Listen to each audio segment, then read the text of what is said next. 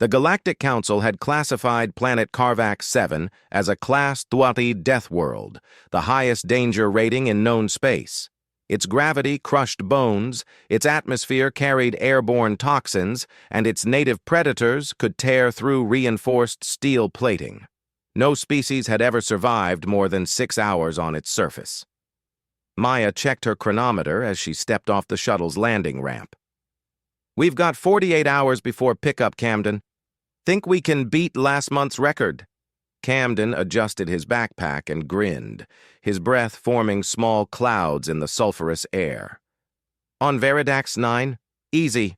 That was barely a challenge." He pulled out a handheld scanner and swept it across the crimson jungle before them. Besides, the review site said Carvax has the best bioluminescent canyons in this sector. Behind them, the Zelthari pilot remained sealed inside the shuttle, all 4 of his eye stalks pressed against the viewport in horror.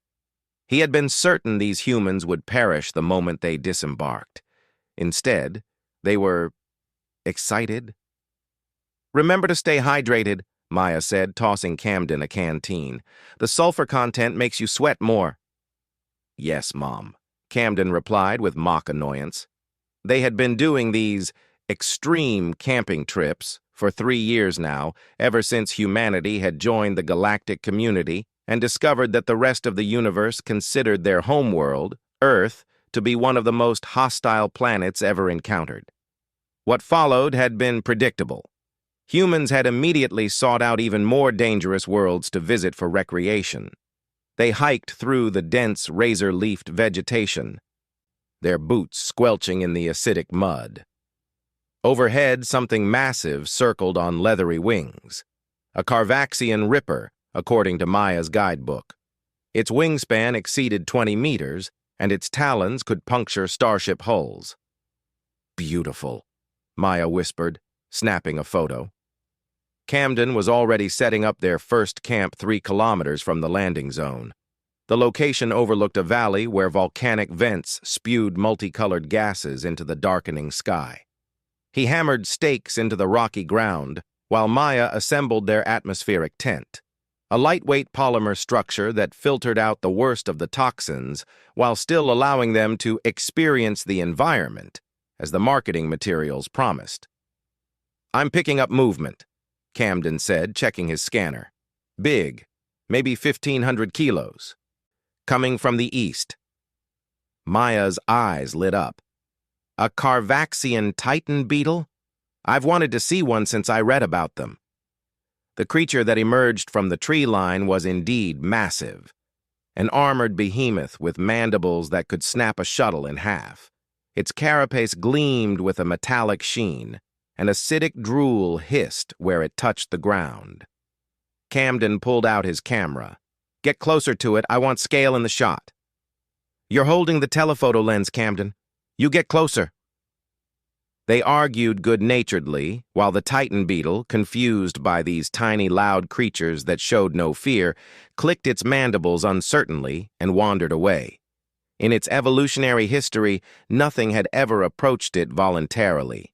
These beings were wrong somehow. By nightfall, they had their camp fully established.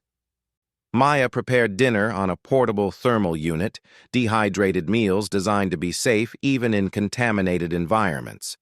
They ate while watching the bioluminescent fungus colonies light up across the canyon walls, creating cascades of blue and green that rivaled Earth's northern lights.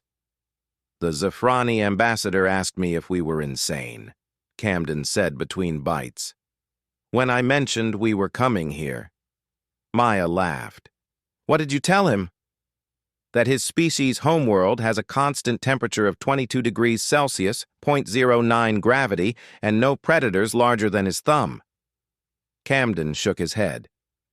"I didn't have the heart to tell him that my grandmother's backyard is more dangerous than his entire planet."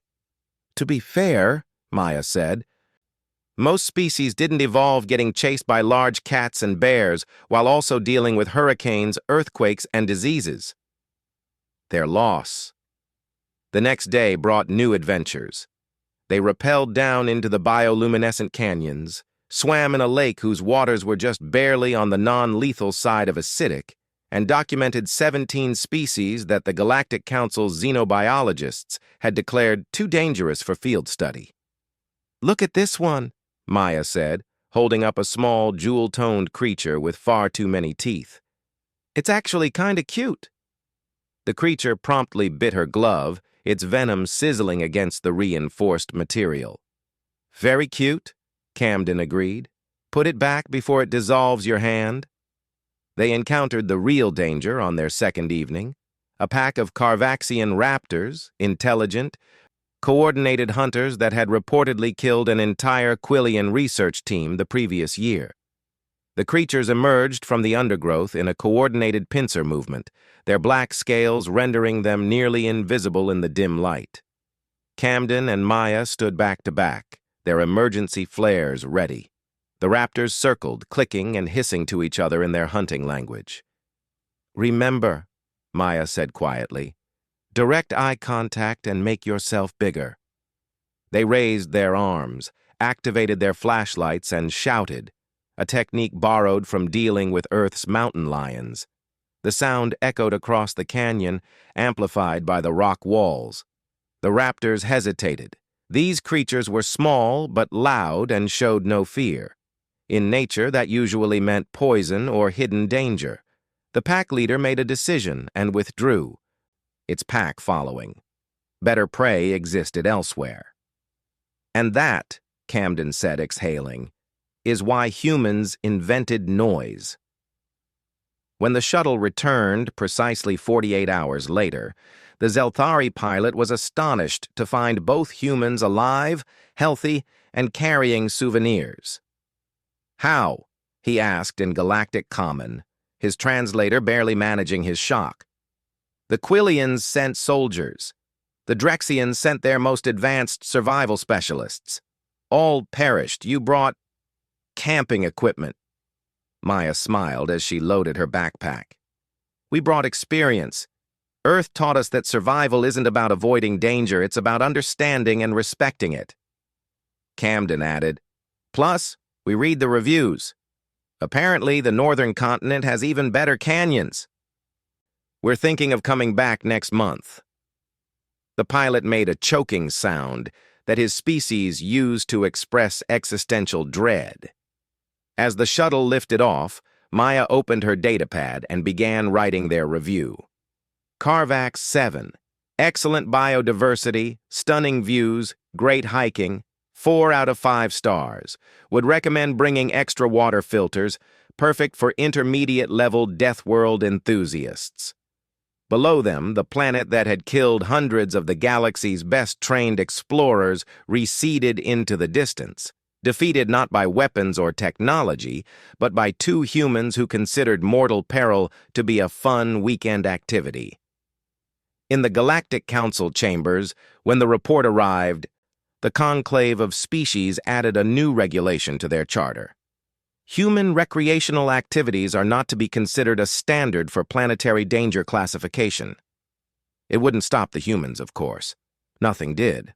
That was rather the point.